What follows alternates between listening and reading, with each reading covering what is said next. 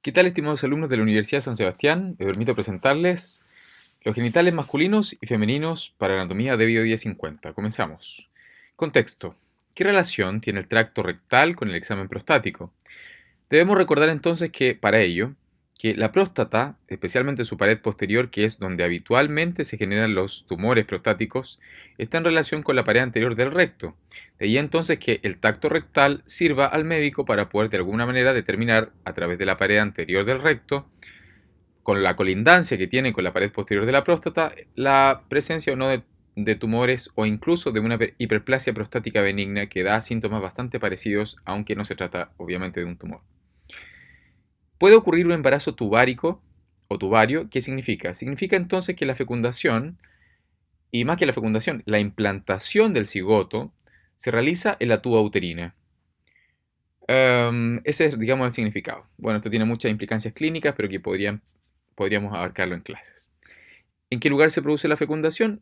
Bueno, la fecundación se produce en la tuba uterina y luego entonces el cigoto finalmente emigra hasta el fondo del útero donde se produce otro proceso llamado implantación.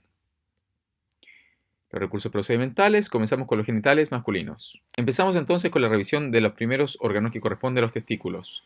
Los testículos corresponden a las gónadas y glándulas del aparato genital masculino.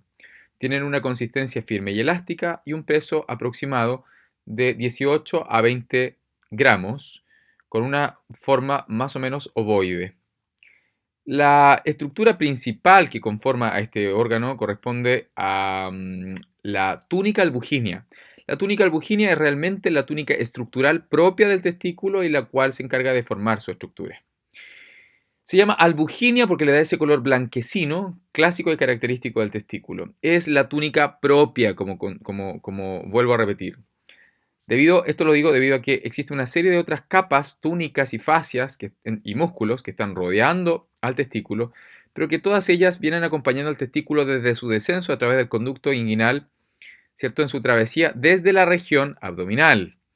Sin embargo, la única que es propia y única del testículo y que no viene desde su origen a nivel abdominal, sino que forma parte propia de su estructura, es la túnica albuginea.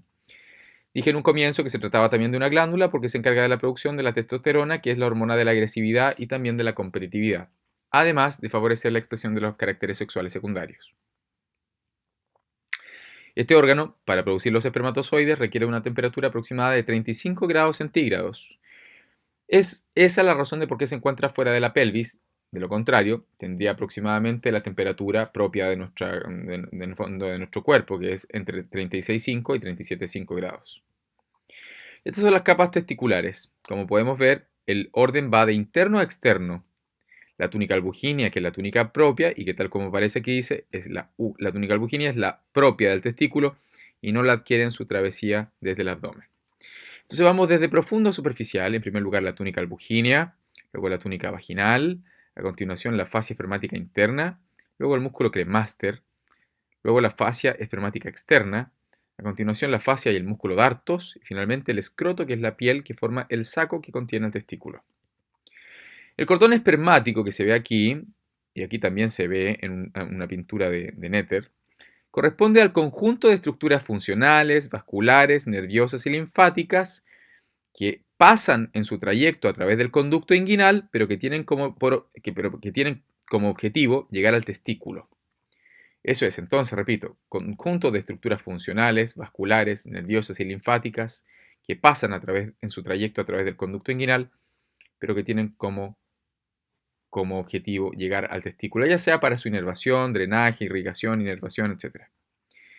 ¿Ok? Bueno, está formado por la arteria testicular, que la vemos allí, por un conjunto de venas, formadas por las venas testiculares, pero que forman un complejo o un plexo, que se denomina plexo pampiniforme, el plexo pampiniforme, que es característico de las venas testiculares.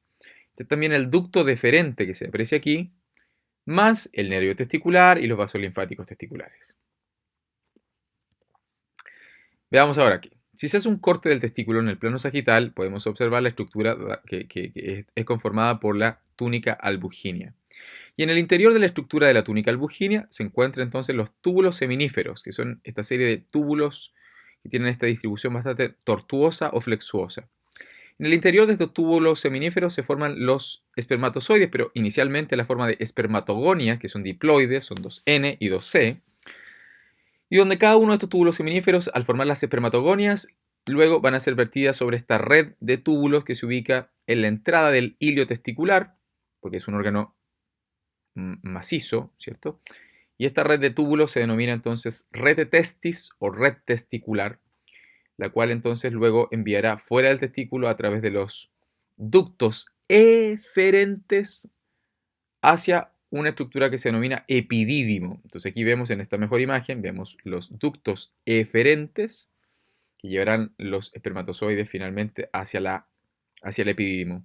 Este epidídimo, que es lo que se conoce como la cámara de maduración espermática, ya que es la región, digamos, que acompaña al testículo, es la estructura que se encarga entonces de transformar las espermatogonias en espermatocitos 2, obviamente pasando inicialmente por los espermatocitos 1 y luego espermatocitos 2, es decir, es la región donde se producen las meiosis, meiosis 1 y meiosis 2, ¿cierto? Donde empieza entonces a transformarse en células haploides con el proceso de crossing over. De esta manera entonces vemos como los espermatocitos 2 terminan transformándose y dándose origen, digamos, ya en la fase final del epididimo. Inicialmente el epididimo presenta una cabeza, luego presenta un cuerpo y finalmente una cola. Desde esta cola se da origen entonces al ducto deferente. Estos son los ductos eferentes y este es el ducto deferente. Muy bien, ahora, si una persona, por ejemplo, tuviera que realizar una fecundación in vitro en el laboratorio, la persona tendría que sacar entonces, el científico o el médico tendría que sacar de partida los espermatozoides, por ejemplo, desde la cola del epididimo o del ducto deferente. Ya que si lo hace desde la cabeza, tiene un 1% de probabilidades de poder fecundar. Si lo hiciera desde el cuerpo, tendría aproximadamente un 65% de probabilidades. Y si lo hace desde la cola, tendría aproximadamente un 98-99% de probabilidades de poder fecundar. De ahí en adelante, entonces los espermatozoides emigran hacia el ducto deferente, que es el que aparece aquí, y que emerge, ¿cierto?, ascendiendo a través del conducto inguinal, que está a ese nivel, y desde el conducto inguinal se proyectará hasta la cara o pared posterior de la vejiga, lugar donde se relacionará con la vesícula seminal. Entonces el ducto deferente asciende, atraviesa el conducto inguinal, llega a la pared posterior de la vejiga y se relaciona con la vesícula seminal. ¿Ok? Vesícula seminal. En esta imagen nosotros entonces podemos ver cómo el ducto deferente, que es este, no confundir con este otro que corresponde al uréter que viene del riñón, el ducto deferente llega a la pared posterior de la vejiga y se relaciona con la vesícula seminal para formar entonces al ducto eyaculador. Bueno, la literatura todavía a todos los ductos le dice conductos, pero su nombre actual es ducto eyaculador. De manera que el ducto eyaculador del lado derecho más el ducto eyaculador del lado izquierdo van a terminar finalmente vertiendo sus espermatozoides sobre la uretra prostática, que es la que se encuentra obviamente dentro de la uretra. Aquí vemos otra imagen, como entonces a partir de la vesícula seminal, el ducto eyaculador termina finalmente liberando los espermatozoides en la uretra prostática y, para ser más específico, en la cara posterior de la uretra prostática. La uretra masculina está formada por cuatro porciones. En primer lugar, la uretra que está en el número 1 corresponde a la uretra preprostática, que es aquella que se relaciona con el cuello vesical, que es el cuello de la vejiga. A continuación viene la uretra prostática, ¿okay?, que se recorre entonces al interior de la próstata. Luego viene la uretra membranosa, que es aquella que atraviesa los músculos del piso pélvico o del diafragma pélvico, el elevador del ano principalmente. Y a continuación, su máxima extensión la adquiere en el interior entonces del cuerpo esponjoso, de ahí su nombre, que se llama uretra esponjosa, que recorre a través del bulbo, del cuerpo y finalmente del glande del pene para formar una dilatación distal que se denomina fosa navicular. Así se llama esa dilatación distal que presenta allí la uretra esponjosa. Si analizamos la uretra prostática, y para ser más específicos, lo que estamos observando aquí es la pared posterior de la uretra prostática, lo primero que se ve aquí corresponde al colículo seminal. Este colículo seminal es la dilatación que se aprecia aquí en la pared posterior de la uretra prostática. Y en el colículo prostático, colículo seminal, perdón, se aprecia aquí que la presencia, estoy bien, de un utrículo prostático. entonces en el colículo seminal, que es la dilatación de la pared posterior de la uretra prostática, se aprecia el utrículo prostático. Este utrículo prostático no es otra cosa que un conducto que se encarga principalmente de la llegada o de la evacuación, como quieran, del líquido prostático. Este líquido prostático va a asegurar de alguna manera la nutrición de los espermatozoides, entendiendo que los espermatozoides son las únicas células que pueden sobrevivir fuera de entonces el cuerpo al cual les dio origen. Nace del cuerpo masculino, pues, sin embargo vive entre 48 y 72 horas, por ejemplo, en las vías genitales femeninas. ¿Ok? Y eso es gracias a los nutrientes que hay presentes en el líquido prostático que es evacuado a través del utrículo prostático. Y por debajo vienen entonces lo que nosotros conocemos como los senos prostáticos, que en el fondo son la desembocadura de las aperturas de los ductos eyaculadores que van a vertir aquí los espermatozoides, provenientes entonces del ducto deferente inicialmente y luego del ducto eyaculador. El pene, que corresponde al órgano copulador del aparato genital masculino, está formado por 3 órganos eréctiles. Lateralmente, aquí de un color un poco más oscuro, un color, no sé, puede ser un color burdeo, aparece lateralmente entonces y por superior, entendiendo que este es un corte en el plano frontal del pene, superiormente entonces se aprecian aquí los cuerpos cavernosos. Estos son los cuerpos cavernosos del pene del varón. Estos cuerpos cavernosos durante la erección, bueno, entre paréntesis, los cuerpos cavernosos son las estructuras que mantienen la erección del pene. ¿Ok? Durante la erección, estos cuerpos cavernosos se llenan de sangre venosa. Y se encargan, por lo tanto, no se encargan ni de nutrir ni de oxigenar el pene, sino que tan solo se encargan de mantener la erección del pene durante la fase copulatoria. ¿Ok? Ahora, en la región central se encuentra el cuerpo esponjoso, que está formado por 3 porciones. En la región basal el bulbo, en la parte central el cuerpo del cuerpo esponjoso, y la dilatación distal se denomina glande. Entre paréntesis, el cuerpo esponjoso es el tejido noble del pene. Esto significa que es la región más irrigada, de hecho está irrigada, me refiero a través de arterias, es la región más irrigada de todo el pene y además es la región más inervada y está inervado a modo de recordatorio por ramos genitales del nervio pudendo. ¿Ok? Muy bien. En cuanto a los genitales femeninos, portada donde aparece aquí entonces el nacimiento de Venus de Botticelli, de alrededor del 1562. Lo primero que tenemos que ver entonces aquí es la vulva. Corresponde a los genitales externos femeninos. Como estudiamos entonces el cuerpo humano en posición anatómica, esto es el límite anterior, esto es el límite posterior y estos son los límites laterales. De manera que la vulva está delimitada anteriormente por el monte del pubis, que tradicionalmente se denominaba monte de Venus, pero su nombre actual es monte del pubis. Por posterior aparece el rafe anovaginal y lateralmente, como límites laterales, aparecen los pliegues genitocrurales o genitoinguinales. De manera que ya tengo el área delimitada conocida como vulva. Esta vulva presenta lateralmente 2 pliegues musculocutáneos, ¿okay?, cuyo espesor es variable y además habitualmente se encuentran cubiertos de vellos. Estos pliegues musculocutáneos se denominan labios pudendos mayores. ¿Está claro? Los labios pudendos mayores. Sin embargo, si yo me interno un poco más en la región central, aparecen estos otros pliegues musculomucosos. Estos pliegues musculomucosos reciben el nombre de labios pudendos menores, que también están delimitados anteriormente por el clítoris, lo cual podemos observar aquí el glande del clítoris, y entonces este pliegue mucoso que está aquí revistiéndolo corresponde entonces al prepucio del clítoris, igual, digamos, en su semejanza al pene del varón. Bueno, veamos. El espacio situado por dentro de los límites de los labios pudendos menores se denomina vestíbulo vaginal. Este es entonces el vestíbulo vaginal. Y este vestíbulo vaginal tiene en la región anterior un ostium uretral, que aquí, claro, se le llamó por el nombre antiguo que es abertura uretral, ¿verdad? Pero el nombre más actual es ostium uretral, el ostium uretral. Y por detrás aparece el ostium vaginal, que, de acuerdo a la terminología antigua, se denominaba introito vaginal. Hay uno más antiguo que dice introito ninfohimenial. Pero bueno, vamos a llamarle ostium vaginal, que es el nombre más actual. Si alguno le preguntara por introito vaginal, es exactamente lo mismo. Si son observadores, se darán cuenta entonces que inmediatamente por posterior al ostium uretral aparecen entonces las aperturas de evacuación que presentan entonces las glándulas vestibulares menores que no se aprecian porque están inmediatamente en lo profundo.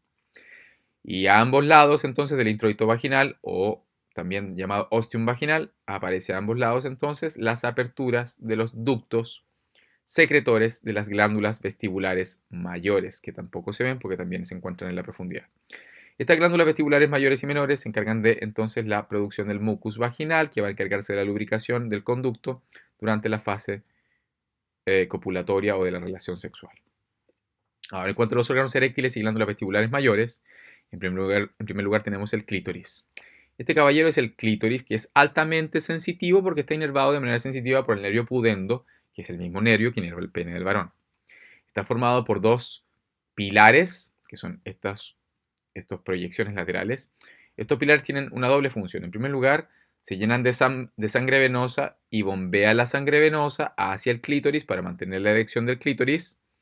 Y en segundo lugar, también permiten el anclaje o fijación del clítoris a las ramas del pubis.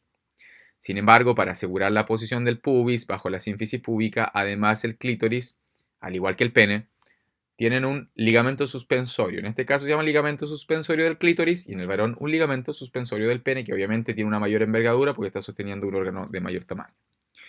Bueno, este es entonces el clítoris. Que también está formado entonces además de sus pilares o también se llama en Moore los cuerpos cavernosos del clítoris por el cuerpo del clítoris y finalmente aquí viene el glande del clítoris. Ahora veamos acá. Esta otra estructura que se aprecia aquí corresponde a lo que ya hemos dicho en clases, que corresponde entonces al bulbo del vestíbulo. Del otro lado es exactamente igual, con la diferencia que aquí lo que se está levantando es la fascia caudal de la fascia perineal profunda. ¿Ok? Al levantar estamos viendo también los músculos del perineo profundo. ¿Vamos bien? Ahora, este es un ovillo entonces de vénulas que cuando son comprimidas por el músculo bulbo cavernoso, al igual que la glándula vestibular mayor, que es esta, y la que hay del otro lado pero que no se ve, lo que hace este ovillo de vénulas es bombear la sangre en dirección al clítoris para asegurar la erección. La pregunta que todos podrían hacerse es, profesor, yo puedo entender entonces que el pene del varón se erecte para poder de alguna manera ingresar a la vagina y eyacular los espermatozoides para, obviamente, asegurar la fecundidad. Pero, ¿por qué razón se erecta el clítoris de la mujer? La razón tiene que ver con la búsqueda del contacto, porque cuando se erecta el clítoris de la mujer, entonces busca contacto y ante el contacto mecánico, de alguna manera, estimula el clítoris y de esa manera se envían una gran cantidad de impulsos nerviosos a través del nervio pudendo que van a favorecer entonces la producción de mucus vaginal por parte de las glándulas vestibulares mayores y menores y de esa manera se produce la lubricación del conducto vaginal a la espera de la relación sexual. ¿Ok? Bueno. El conducto vaginal, que es esta estructura que se ve aquí, es un conducto muscular liso altamente elástico que mide en condición de reposo entre 8 a 11 centímetros de longitud. Ahora, estoy hablando en condición de reposo, es decir, no en la fase de la relación sexual donde puede llegar a dilatarse hasta 14 o 15 centímetros. Bueno, el conducto vaginal, en cuanto a sus relaciones, se relaciona anteriormente de manera directa con la vejiga y de manera indirecta con la uretra. Y por posterior lo hace, ¿cierto?, con la ampolla rectal, se relaciona con la ampolla rectal. Superiormente se relaciona con el cérvix uterino y al hacerlo lo hace mediante estos recesos, que son estos fondos de saco, estos recesos que se denominan fornix. De manera que hay 4 recesos a través de los cuales el conducto vaginal se fija al cérvix uterino. Hay un fornix anterior que mide 1 a 3 milímetros, un fornix posterior que es el más pronunciado que mide 8 milímetros y 2 fornix laterales que también miden en promedio 3 milímetros. Ahora, el conducto vaginal forma un ángulo de aproximadamente 60 a 65 grados respecto al plano transversal y respecto al útero forma aproximadamente un ángulo cercano a los 90 grados. Digo cercano porque el útero se orienta en una posición de anteversoflexión. En cuanto al útero, tenemos que decir que esto es un órgano piriforme muscular hueco. Este órgano piriforme, porque tiene forma como de una pera, ¿verdad? Órgano piriforme muscular hueco, está formado básicamente por tres capas estructurales. La más superficial deriva del peritoneo y se denomina el perimetrio, ¿ok? Perimetrio, que es entonces, como ya he mencionado, el tejido, digamos, que deriva del peritoneo y que se encarga del revestimiento superficial de este órgano. La capa muscular, que es realmente la capa estructural más importante de este órgano, corresponde al miometrio, que es la que va a tener por finalidad dilatarse y adelgazarse hasta completar aproximadamente 30 veces su tamaño, hasta el momento del parto. Y la capa más relativa, que es la capa más profunda, que se denomina endometrio, que es entonces la capa vascular profunda, y la cual se esfacela, ese es el término, esfacelar, se esfacela, es decir, se desprende, cada 28 días en promedio, todo depende obviamente de las características de los ciclos menstruales de cada mujer y de la regularidad que ésta tenga también, y que se esfacela y se comienza a desprender junto con el ovocito no fecundado, el ovocito 2 detenido en metafase 2, que no está fecundado, y que eventualmente entonces se desprende junto con el tejido endometrial y se evacúa a la forma de flujo menstrual. Ok, ahora, las tubas uterinas, entre paréntesis, entre las porciones que forman el útero, en primer lugar está el cervix uterino, ya, el cual presenta inicialmente un ostium externo, y además existe un ostium interno, pero este ostium externo, que es el estrechamiento de la apertura ahí, y este ostium interno, solo se aprecia en aquellas mujeres que son primíparas o en aquellas personas que no han tenido nunca un parto o lo tienen por primera vez. Pero aquella mujer que ya ha tenido uno o más de un parto, prácticamente se habla de ostium uterino. Es decir, este otro se pierde porque finalmente al dilatarse pierde su enangostamiento o su istmo, que es una de las estructuras que se llama ahí. Entonces tengo el cérvix uterino, a continuación viene el cuerpo del útero, aquí, y finalmente aquí tenemos el fondo del útero, que es donde se debe producir la implantación. A pesar de que en algunas personas podría implantarse por aquí a nivel del cuerpo del útero, y en este caso entonces podríamos hablar de un cuadro de placenta previa, ¿ok? Que es clásico cuando las implantaciones no ocurren en el fondo, sino que ocurren o se producen a nivel del cuerpo del útero y finalmente termina gatillando alrededor del séptimo mes u octavo mes, entonces ya contracciones uterinas adelantando el parto. Bueno, en cuanto a la tuba uterina, tenemos que decir que las tubas uterinas tienen principalmente tres porciones, a pesar que hay algún libro por ahí, algún autor que menciona cuatro. Las tres porciones principales son, en primer lugar, el istmo de la tuba, el istmo de la tuba uterina, que es principalmente la estructura que se va a encargar entonces, o la estructura, la región proximal de la tuba. A continuación vienen los dos tercios laterales, que corresponden a la ampolla uterina, que corresponde al punto o a la región óptima para la fecundación. ¿Por qué? Porque tienen las características óptimas de pH, temperatura y humedad, por tanto es el punto óptimo para la fecundación, no confundir con implantación, que otra cosa es la fecundación, es decir, donde se produce la fusión de los pronúcleos, ¿verdad? La singamia y la anfimixis, que es el restablecimiento de la diploidía, porque se da origen a una célula diploide, ¿cierto? Nuevamente un cigoto. Y finalmente la región distal que ven aquí, esta corresponde entonces al infundíbulo o infundibulum, porque tiene forma de embudo. El infundíbulo o infundibulum finalmente presenta unas proyecciones distales que se denominan fimbrias. Y estas fimbrias van a tener la finalidad entonces de alguna manera de capturar al ovocito 1 luego de la ruptura del folículo. No olvidar que se rompe el folículo y aparece entonces un ovocito 1 detenido en profase, que estaba detenido en profase 1 en diplonema, de allí su nombre, diploteno, el cual comienza a madurar, entonces se transforma en un ovocito 2 a medida que va avanzando a través de la ampolla uterina.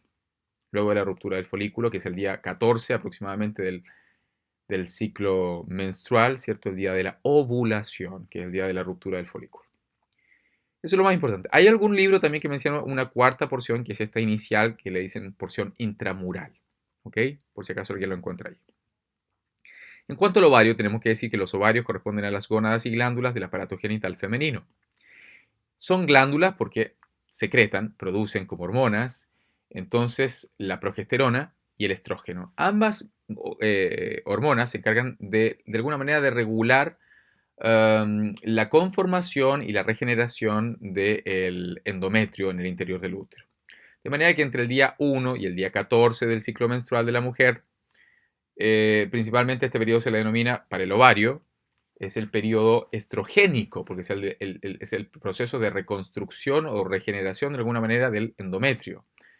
Pero desde el día 14 al día 28, principalmente se le denomina por la literatura el periodo progestacional, porque es el periodo en el cual incrementa la producción de progesterona, porque ahí en este caso no tan solo la produce el ovario, sino que también va a ser producida por este folículo roto de color amarillo que se denomina el cuerpo lúteo, ¿cierto? Que es el cuerpo amarillo, el cuerpo lúteo, y que también actúa como una especie de glándula, favoreciendo entonces el incremento de la progesterona para engrosar el endometrio, que va a quedar ahí a la espera entonces de la llegada del ovocito fecundado, ¿cierto? Transformado en cigoto. Y de no ser así, y al llegar de nuevo acá como ovocito 2, se evacúa la forma de flujo menstrual. Bueno, que cabe decir entonces que el ovario, perdón, el folículo, el folículo roto, sí, el cuerpo lúteo, cuando se degenera, queda la forma de una cicatriz fibrosa en la corteza o cortical del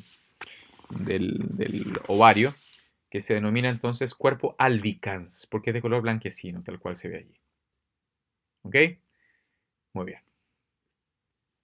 ¿Qué más tengo que hablar? Bueno, hay muchas cosas que hablar aquí, ¿eh? Realmente estoy diciendo lo más importante, porque aquí después me embalo y empiezo a decir más cosas de lo que debería decir por la profundidad de la asignatura. En cuanto a los ligamentos, encontramos, por ejemplo, el ligamento ancho del útero. ¿Cuál es el ligamento ancho del útero? Yo creo que está de más decirlo, ¿verdad? Ustedes lo ven allí.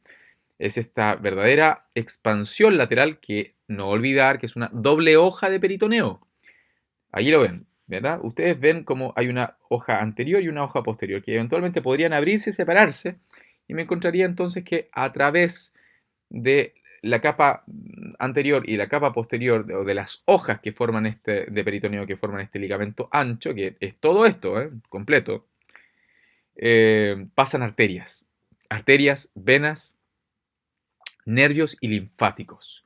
Entonces, en estricto rigor, este ligamento ancho de peritoneo es un meso, de hecho es el meso propio del útero, pero no se llama meso.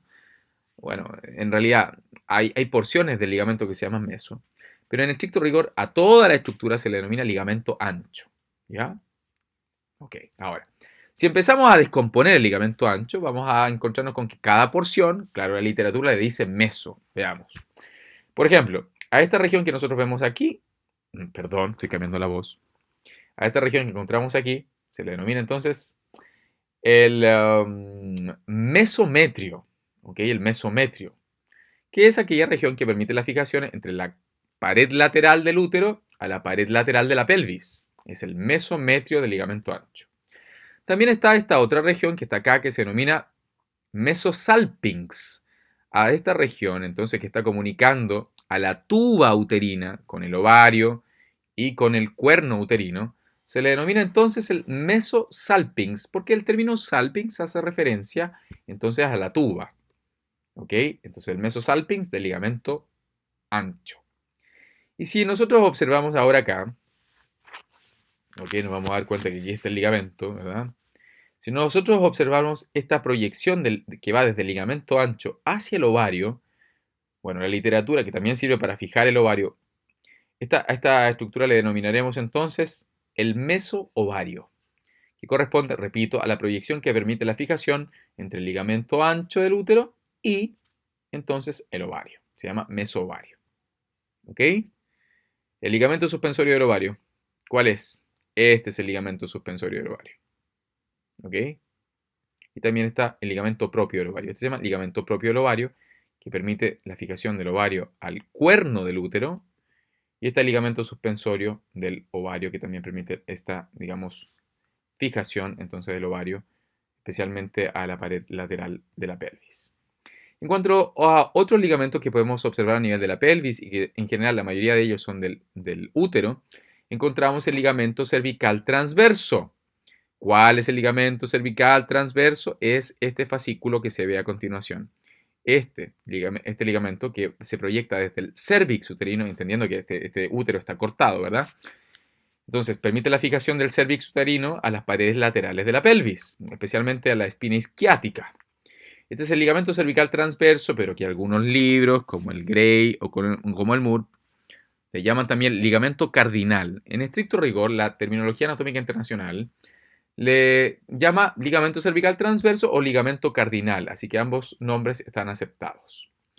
El segundo ligamento se denomina ligamento uterosacro, debido a que es aquel ligamento que permite la relación o la fijación, en el fondo, de la pared posterior del cérvix o cuello del útero a la cara anterior del sacro. Un poco del coxal, pero principalmente el sacro. De ahí su nombre, ligamento útero-sacro, desde la pared posterior del cérvix uterino a la cara anterior del sacro y ligeramente también del hueso coxal. A continuación viene el ligamento propio del ovario, que ya lo habíamos mencionado, aquí está el ligamento propio del ovario, y me falta un ligamento que había dejado en el tintero, que es el ligamento redondo. ¿Ok? El ligamento redondo es este que se ve aquí. Pero para poder entender esta imagen, porque no es tan fácil de entender, tenemos que comprender que esta es una vista superior. ¿Ok? Esto es anterior y esto es posterior. De manera que en esta vista superior, en el plano transversal, lo que estamos viendo aquí es el colon sigmoide, como va del origen al recto. Se aprecia aquí la arteria aorta abdominal a la altura del E4, dando origen a las arterias ilíacas comunes. Vemos también las venas ilíacas comunes, como están formando aquí la vena cava inferior a la altura del E5. Bueno, y esta es la arteria sacra mediana y la vena sacra mediana, que nunca se mencionan, pero que ahí va. Ok, aquí tengo el útero, ok, aquí está el sacro. Lo que está por delante aquí es la vejiga, ¿ya? De manera que estos son los ligamentos uterosacros que permiten la fijación de la pared posterior del cervix uterino a la cara anterior del sacro. Y este otro ligamento se denomina ligamento redondo. No me pregunten por qué, porque tiene que ver con su morfología. Este ligamento redondo es el ligamento entonces que nace del cuerno del útero, de los cuernos uterinos, que se proyectan a través del conducto inguinal para finalmente terminar en la pared interna de la vulva. En cuanto a la vascularización, esto no lo voy a repetir porque esto ya lo vimos en clase, ustedes ya saben cuáles son las ramas colaterales parietales y viscerales del interior entonces de los órganos internos, y también vemos y reconocemos entonces los plexos venosos que se encargan del drenaje venoso de la pelvis, ¿verdad? Esto ya lo mencionamos.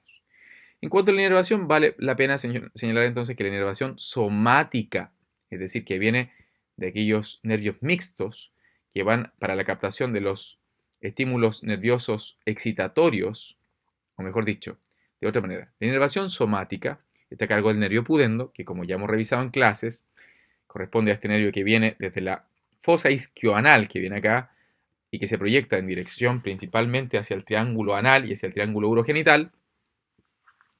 Y el ramo que se proyecta hasta el triángulo anal corresponde a los ramos rectales, que van a inervar principalmente al esfínter anal externo y parte también de los músculos del diafragma pélvico. Y también está entonces los ramos genitales, que van a inervar también a los músculos del diafragma pélvico, van a inervar a los músculos del perineo profundo y del perineo superficial, y de manera superficial a los órganos genitales externos. Y en cuanto a la inervación autónoma, está formada entonces por el plexo hipogástrico inferior, que es predominantemente parasimpático.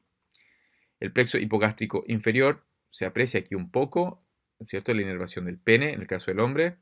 Aquí se ve mucho más claro. Este es el plexo hipogástrico inferior. Este es el plexo hipogástrico inferior. ¿Ok? Ok, esta es la inervación parasimpática, plexo hipogástrico inferior. Inerva parte del recto, de manera parasimpática, inerva aquí la vejiga, ¿verdad? La próstata, el pene, de manera parasimpática. Por lo tanto, se encarga de la erección del pene, porque el parasimpático se produce principalmente, o sea, se encarga principalmente de la erección de los órganos genitales masculinos y de la erección de los órganos genitales externos femeninos. Hay otros nervios más, por ejemplo, estos que ven aquí, ¿sí? Ven en la cadena de los troncos del simpático. Bueno, van a dar origen a los nervios, estos nervios que se ven acá atrás. Estos nervios que se ven acá atrás son los nervios esplácnicos pélvicos. Pero a diferencia del plexo hipogástrico inferior, estos nervios esplácnicos pélvicos pertenecen principalmente al sistema nervioso simpático, que en el varón no se encarga de la erección, sino que se encarga especialmente de la estimulación de la eyaculación, y en la mujer se encarga de la lubricación del conducto vaginal durante la relación sexual. Espero que este video les permita repasar las principales características entonces de los genitales masculinos y femeninos. Les deseo mucho ánimo en lo último que resta del semestre. Que tengan buena tarde, que les vaya muy bien.